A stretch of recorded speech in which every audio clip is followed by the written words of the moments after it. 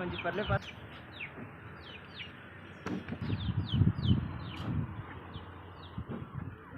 अस्सलामुअलैकुम जी, मेरा नाम परवीन है। मेरे 5 बच्चे ने ते मैं भट्ठे ते मजदूरी करनी आ, इन्हां दा पेट पूरा करनी है।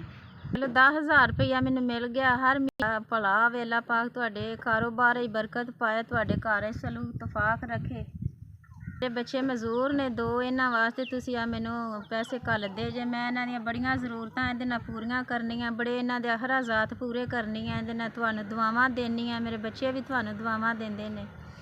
अल्लाह पाक तुहाडे कारोबार च बरकत पाए, अल्लाह पाक तुहाडे घर बार ते रहमत रखे, तुहाडे सलूक तफाक रखे।